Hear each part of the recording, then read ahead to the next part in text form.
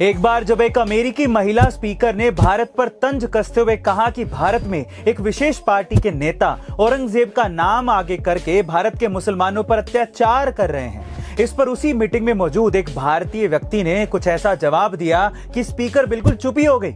उस व्यक्ति ने कहा कि मैं हैरान हूं ये जानकर, जब खुद अमेरिकी नेताओं के हाथ पहले से ही खून से सने हुए हैं, इसके बावजूद भी आप दूसरे देश का इतिहास जाने बिना उस पर उंगली कैसे उठा सकती हैं? अमेरिका की करतूतों की वजह से ही अफ्रीका, ऑस्ट्रेलिया और नेटिव अमेरिका में कई नरसंहार हुए हैं, जिससे इन देशों की आधी से ज्यादा आबादी खत्म हो गई थी। जिस अमेरिका की बुनियाद ही कई मासूम लोगों की लाशों पर बनी है, ऐसे देश को भारत पर बिना उसकी संस्कृति और इतिहास जाने कुछ भी बोलने का अधिकार नहीं है।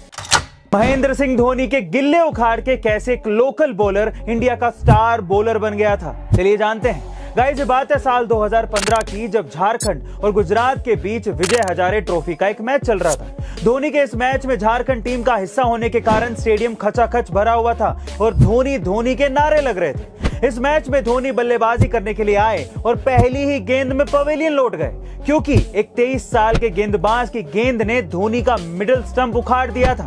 धोनी की विकेट लेने के बाद वो गेंदबाज काफी ज्यादा उदास हो गया था, लेकिन मैच खत्म होने के बाद धोनी ने उसी गेंदबाज को ड्रेसिंग रूम में मिलने के लिए बुलाया। जैसे ही वो गेंदबाज धोनी के सामने आया, धोनी ने उसे अपनी साइन की हुई एक गेंद उस गेंदबाज के हाथों में पकड़ा दी और उसके साथ फोटो भी खिंचवाई। गाइस, उस समय किसी को ये नहीं पता था कि वही गेंदबाज 2 महीने बाद धोनी की कप्तानी में टीम इंडिया के लिए डेब्यू करेगा।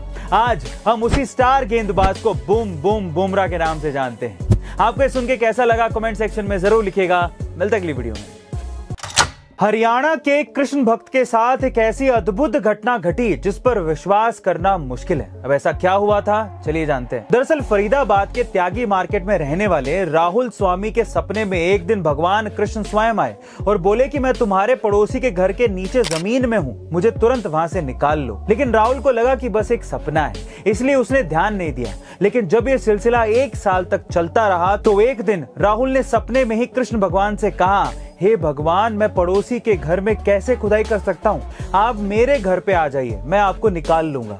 अगले ही रात भगवान कृष्ण फिर से राहुल के सपने में आए और बोले, अब मैं तुम्हारे घर में आ गया हूँ, अब तो मुझे निकाल लो। और जब सुबह हुई तो राहुल ने देखा कि उनके घर में छोटे छोटे पैरों के निशान घर के पूजा घर तक जा रहे थे, जिसके बाद राहुल ने तुरंत वहां पर खुदाई शुरू की और देखते हैं तो क्या, जमीन के अंदर एक मनमोहक भगवान कृष्ण की मूर्ति मौजूद थी। गाइस, इस चमत्कार ने सभी को हैरान करके रख दिया था। क्या आप विश्वास कर पा रहे हैं? कमेंट सेक्शन में जरूर लिखिएगा। मिलते हैं अगली वीडियो में।